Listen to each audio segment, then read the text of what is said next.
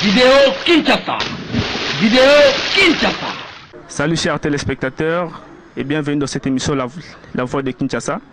Aujourd'hui nous avons sur cette plateau Jérémy Yoka. Avec lui nous allons parler beaucoup plus concernant la mort de cet grand artiste Papa Wemba qui nous a quittés hier le matin. Et avec Jérémy Yoka nous allons essayer de parler, voir s'il retient encore quelques souvenirs de Papa Wemba. Donc, Banapoto, quand tu as vu que Moussaleza Seko Salema, tu as Jérémy Yoka, tu as Solanaye, tu comprendre ce qui a zappé le souvenir amitié, il y a Papa Wemba. Bonjour, le grand journaliste Jérémy Yoka. Ouais, bonjour Axel. Je s'appelle d'abord la monio que depuis tu n'as pas de charge à l'isolant aux okumbela bien. Ok, Jérémy Yoka, lobby, lorsque vous avez entendu que Papa Wemba est parti, quelle était d'abord votre première impression tant que yoki que viaki impression à libosser zalaki d'abord ni? Non, d'abord je crois que au départ celui qui est derrière la caméra c'est Cédric Alembali Swanzambe qui m'avait appelé.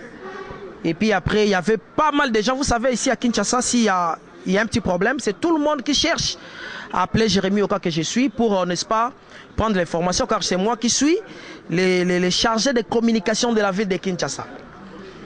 Voilà, donc, Batobele a beng minangai, mais on a information sûreté. Nouvelle annonce qui n'est pas c'est choquant qui est. Té, ngana ebe ke via sobela, autaki mikili, azali na malaria.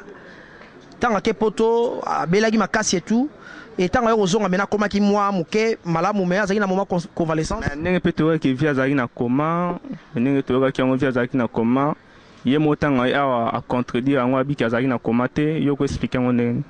Non, c'est-à-dire quoi? Laissez-moi d'abord expliquer nenge ni na zoka information et puis en fait nenge ni na yokaki et puis nenge ni na kendaki na source pour na captiver information. C'est très important pour na bande comme ça journaliste ebele ba lobi na tala na TV moko boya na kisasa tala papa makufi je sais bon maman legi na TV papa makufi na za boye no bazore animé na na kufite wa déjà na 12 heures et pourtant papa makufi na podium na 5h24 minutes papa makufi na podium na 5h24 minutes mais na 12h je sais moi bazore animé na nous jusqu'à présent de confirmer. Non, c'est pour vous dire que comment récolter l'info. Moi, c'est toute la ville qui m'appelait. La voix de Kinshasa Toyoki n'a bien écouté. N'a qu'un source. Ouais, yo, muta source. Il y a source et Zalagi Nini. Na côté na bureau, il y a Viva la musique, na Zui Mutute. Na Mego Benga, Madova, na Zuiete. Na Bengi Gimoler Mapamboli, qui est présentement Lubumbashi. Tant on a Bengi Gimoler Absinga, vieux pena daï. Ah bon? Non, non, image directement sur WhatsApp. Quand on a taliba image, c'est en ce moment-là, je pouvais confirmer et j'avais rappelé Cédric Alembali Swanzambe qui est derrière la caméra, n'a rappelé qui batutu bengaï et puis numéro parce que nous appelle les belé au bon lobby malamo en tant que journaliste professionnel. Nakitaki na village Molokai. Na TV en direct. Voilà, nakitaki na village Molokai, na filmé Lupango Papa Wemba là où il a passé toute sa vie. Et si ka vive la musique et botama. Donc nakitaki wana ba fan tout ba fou de Papa Wemba bazaki wana, on a réalisé l'émission là-bas et puis na ketine école mbele ketesika tanga. Na filmé qui école et enfin voilà, j'ai donné l'information en tant que journaliste. Mais impression dans les il n'y a pas s'il y a tristesse. Parce que Papa Wemba pour moi, c'est une école. Papa Wemba, c'est une école, Mobimba. Nakata Papa Wemba tokuta Manda chante. Nakata Papa Wemba tokuta Adolphe Dominguez. Nakata Papa Wemba tokuta JB Mpiana. Nakata Papa Wemba tokuta Weranson. Nakata Papa Wemba, ça dit, parce que Wera, en fait, à Botami, en fait, Weranson est né à sa fruit à Bantraï, il y a qu'une question remenée. Or, qu'une question remenée, moi, Papa Wemba. Donc, tu vois que dans le Papa Wemba, il y a ce qu'on appelle Weranson. JB Piana déjà, soit que la JB, Nanzero, il faut télé marara, Donc on s'est dit que à côté avait beaucoup. Ceux qui mandent n'en parlons même pas. Quand on parle d'Adolphe Dominguez, on est na pièce. Donc papa Wemba la carte naie a boti bato belé même yoto na talo no lati boy c'est du papa Wemba parce que na Kinshasa oyo na Kinshasa oyo kolata ezara sali vraiment soit na poto tinyo le maman munene le roi zara na poto o souffrir na ondimela mawana pas ma bon complexe wana l'actif so que jean bakoko mutali bosa ta jean na veste na Kinshasa s'appelle papa Wemba jean na veste lelo comment on l'attend. Ouais, mesdames et messieurs, chers téléspectateurs, c'est avec une très grande tristesse, beaucoup de regrets, de perdre Baoba, éléphant, il y a musique congolaise, à Ké. Et ça, il se passe tant que une nouvelle ouana. Il y a un autre, il y a tout ça, la moelle, comment on peut, on peut comprendre. Alors, Jérémy Yoka. Tout le monde qui a attendu papa Wemba nani si on a biso Marie Misamo na matanga na e moi ba désordre moi les cas qui peut belé hein donc qui peut ba journaliste ba lobby ma compé le maître ba to ba swani de comment ba no yo kanate o ya limbongo o ya bité siko na o ya papa Wemba ninga tiki biso zo mona makambo zo kendende. Non, moi je pense que ça va matanga ya Marie Misamo te. Bamatanga bastar ebele na mboko tozo souffrir na soni parce que apparemment na mboko to na baskonza soni mingi toza pe na bata soni donc kongo koma mboka soni matanga ke certes yoka soni bato bakokota na katite matanga ya sœur Marie non Chaka Congo oya mema batu bisika yango bakoma kima Chaka Congo po fele bali yambo c'est pas normal. Tolingi sous image wana te. Koyozo mona ni bati que la charge ka gouvernement zo yango na charge to l'artiste ba mo ba s'organiser entre bon. Gouvernement zo charge te parce que gouvernement ko kunde bembete. A organiser te au fait. Ça bati que bino ba artiste ke ba zo yango et donc mutu ko tagara. Non, moi je pense que gouvernement na bandeli sous gouvernement zo charge en termes de budget. Mais en termes d'organisation, il y a un ministre qui est organisé. Mais sa culture. Mais sa culture. Je salue grand prêtre Banza Mukala, il vient à Bisso. Hein? Mais voilà, ça m'a amené. Et ça, secteur naïe. Bato va organiser Batanga bien Bazali. Bato va organiser Batanga bien Bazali, puis va organiser Kitoko. Entre autres, Chaka Congo, wana. Pour citer que Chaka Congo. D'abord, on a battu belé. Mais, problème, on a boyé. Toboy Sony na mboko to lembi makambo Sony stade Tata Raphaël 20 mai ezara na commune na Kalamu donc ba kote bemba papa Wemba na pelouse et puis ba tout va faire na gradin tota ça va tu on a martyr le roi ça qui a sur na biso Marie Misamo eh ba on a martyr te salité solo Jérémy Yoka tout le monde a rappelé ndengo zolo ba msusu batikela msusu Chaka Congo wana ve na biso to PCP mbote place azali sikoyo inhabité. Est-ce que vous avez vraiment l'assurance que non, ça va passivement chaque Congo va passivement charge à organiser ma tanga ya mutumune ne boka papa Wemba. Vous assure que vous avez à la hauteur. Non, c'est vrai. On a mon ozo beta c'était l'icône émingi. Na côté la rachar à Congo parce que c'est la seule personne c'est pour mon rapport à artiste. Ton artiste va souffrir c'est toujours ça qu'on a ça à démarche. C'est dans ce sens-là.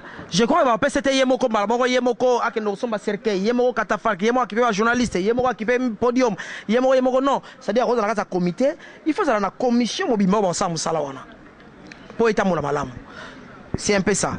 Alors, na banti que pour nangai matanga yango eza matanga so ditene na otolo ba awa. Ba tshela biso papa Wemba likolo ya pelouse na centre. Et si vous avez mis au tondo, vous avez tout la vie beaucoup. Bande presse toujours compte avec beaucoup de respect. Vous avez filmé l'artiste vous avez pas avec beaucoup de respect. Vous avez la gerbe de fleurs mabino public, na gradin, matanga vous les bien. Ouais, bana poto, bino moboyo qui a vu à. On appelle na banangola pay. Bana poto, banangola, vena ngai Serge Luki, yo yebi parce que il faut na betoli solo papa Wemba fait ngai na zali charge je suis chargé de communication SLK donc Serge Bouzou. Question moi pendant tout non souvenir souvenir ni nous yo garder ya papa Wemba. Dans ça dit nazana mupiku ya ba souvenir avait beaucoup. Autant il a besoin de moi quelques-unes. Natanga mondambu na so travailler na vena Serge Luki les bourgeois que je salue vraiment na poto adjana qui ça pour makambo yo. Et nagi censé il y a contact là artiste n'a contacté Papa Wemba to sololi on a fait le contrat très bien il fallait mettre siko na place simplicité il y avait une option simplice à Ondo moi à Londres atonga elo wa danger na kisasa Papa Wemba fallait mettre wana so na kepa Papa Wemba na palais parce que tu yoka na il faut to yo sala sport et nagi jour moko na ba 10h boy so bunga na komi na ndaku na ye na 9h30 ayebisi ngai yo vandaka wapi nabisi na vandaka na Masina ok parce que toi tu habites Masina au profiter au visiter ma belle maison ya ma campagne parce que toyokana kino oya 10h juste bima kende kotambola tala bandaka ma campagne kitoko ozonga na 10h c'était Papa Wemba ngana ele bandaka ma campagne te na yé pour ça sport na parce que na mabela osala je suis trop chargé chez moi lingala facile. Donc, nagoya ote pona vana c'est la 30 minutes pona tam nata wana ma campagne. Siko na kocha wapi? O kovande la wapi? Na c'est non, mais na kovana barza à répondre ah, sosino ezanda vana ba kicho ya kitoko. Fanda kasi. Donc, eza barza mo sala na cha parce que dor na ye. Na vanda ki wana epia ye to sali. Na mo pe ba kokone ba ye belé ça dit o mana mundele mais o timela ke o famille papa Wemba na zolo. Tala bana mindele ba koti siko ba kokona ye ba ye. Bautaki poto ba pour préparer le mariage. À part ça, accord avec l'honorable Eliota, son excellence, monsieur le ministre, honoré. À part ça, sport ici, au Gabon, il y a un concert ango. Moi, mouké bimete. Wana babé ango ba secret interprofessionnel. Pour ngai, musicien moroté, na musicien morota rotombo la musapi. Alobi ke na sala déjà mission garçon wa sengi ngambongo. Na sala ango te. Nasenga mission bongo te mais ba ke TV za la ko felete TV ils ont felete de yo ba oti na ndaku na yo sala musique au na studio ndia yo futi séance c'est trop cher pour retourner ba clip au futi mbongo bilambo somba ke lati yango na mbongo o monter ba clip na yo asala ngo na mbongo o ye mission fele to za gentil mon cher frère TV ezaka nzala te micro oyo simbi nde kotombo l'artiste. Donc mutai bisote ko ngako tunde mutuna ozo ya manga ko tofo kipenga obengani ye oyebisinga na silisi impact. C'est bon bana poto binomo boyoki bana mokile mobimba boyoki a via les grands journalistes Jérémy Yoka. Tozo zelatisco bobenga mais bozo bengate. To chaki numéro na c'est écran na bozo bengate. Hein? Donc naza sûr que bobenga Junior Balukwisha bambotera ya trop. Donc, Jérémy Yokam, merci de répondre à l'invitation. Quand même, Anissé Pedro Lobby, Nade, Papa Wemba Roba Fona Honoreo. Il y a Bimisaki Bagaliano, oh, Pesangawana. Fenanga Anissé Pedro Galiano, Bimagi Lobby, mais Bombi Givenchy Wana, voilà avantage à pièce. So Givenchy a fait Bimanade à Papa Wemba. Ça dit, mes chers frères, venez avec beaucoup de respect. Parce que Anissé Pedro a ça Givenchy na de keste. Na so bimasiko na Givenchy na de Papa Wemba. Donc même ba s'appelle le léopard de la SAP. Je vous respecte. Mettons besoin boya mo boulou te. Pour na bimasiko yo na Givenchy a fait na ngaya Anissé Pedro. Moi na pota kala, yeto ko bengo to kokwa poto. Na silisa. OK. Fait na ngai José Sosongo, Clément Sosongo. Maman Angélique, boza na poto wana. Non, il a battu tout à poto na bilamba wotina okala. Fait na parti makusa. Na bossa na ndete ya parti makusa. Nyonga na bando kenda na ngo poto tile lozo futa te. Tinela nga matate baba banke se belebela wa. Wambo na ngai osanga bien. Papa so 10 kilombo. Papa na biso 10 kilombo. Na pesi yombote. Fait na Serge Luki les bourgeois. Ya simple ça. On doit tout à poto na pesi nombote. Mais na wosa l'injuste te. Leki na nga jina mujinga zawana. Mamu wenda wa Samuela wa basantu ni ba ange. Tu fêté 7 ans, 7e anniversaire à Samuela. Donc aux ala penza ndongo kwa gâteau pene ozala et puis to ozala na moi kwanga na pilipili vert. Kwanga pena pilipili vert na likayabu et ça abso bien. OK, chers téléspectateurs, voilà tout comme na suka ya émission. Na profiter pena pe samote na Samlis. On va la pembe. Providence donc Nzambe à pic. Donc binomo boyebi. Bon, to comme na suka ya émission na ebité Samlis. Sam liste nazo lele mabe parce que omoni ezalaka boye mwana so azokabwana na école eozala na esengo mpo na relève c'est-à-dire yakei bo sikoyo to bato mosusu baya mais bango so baza ba couleur ya bano azokabwana na école mais école ezolela on dirait tikala na kaka bandela nde quoi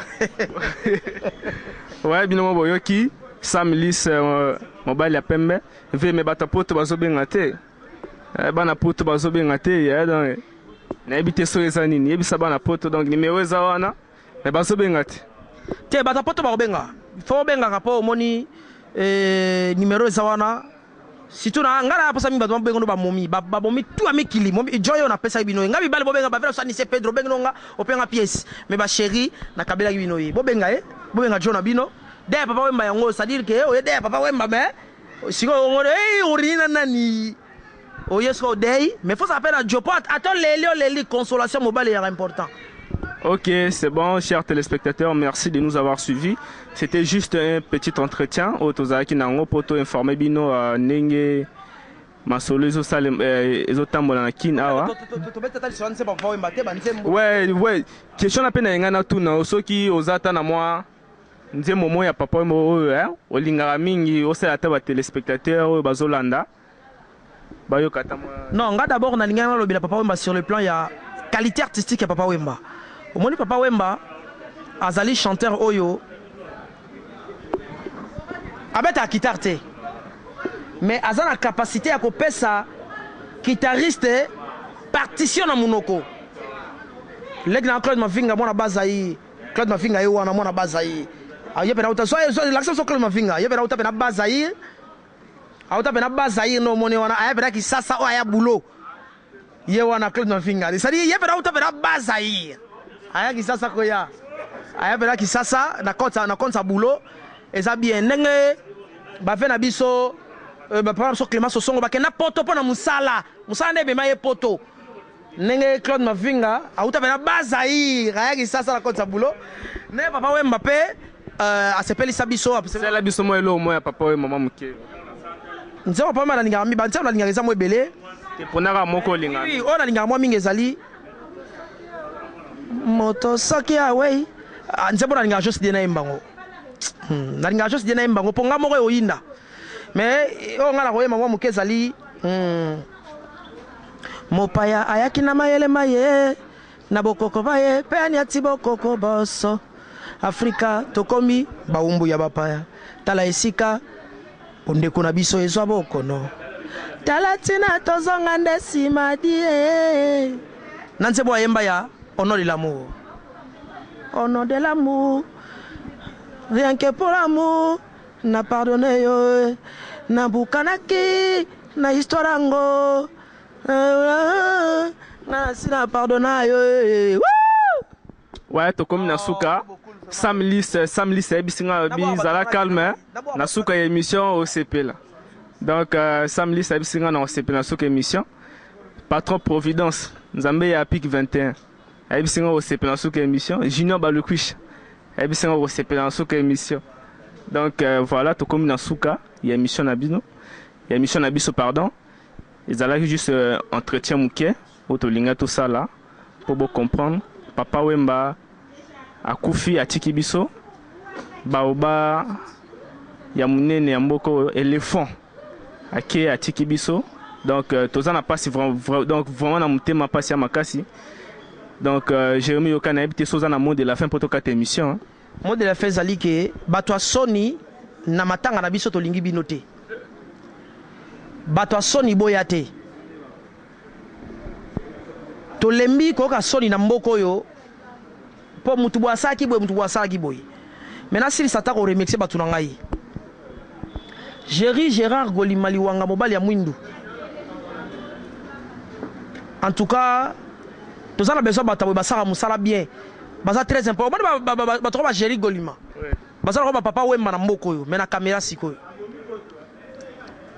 on sa dit vera que non mutu so asimbi marque tout ya caméra ya na ngata mdela sa lelo oye so on peut a manipuler baza ko ba vie cool mais na caméra siko na mboko yo OK ba Karine Kibasunga na bo batu na ngate vraiment toke Karine Kibasunga que j'ai confié na moi ba sanga sina rechi kuna ba lobi des conteneurs déjà utaki boma Kariki Basunga kwa isikoro ba conteneri ba salon de coiffure bo sepela po bokozwa pena donc ba biloko ya ndenge nyonso ba tapi ya qualité ba yo lié pa ma famille na kimi ba yo lié bo lié Kariki Basunga te nazali ko confirmer Ayep Kimpanga Belardi nazali ko confirmer que venanga pati makusa afuta na nyongo nanga banda kenda poto na lar nanga zo pesati.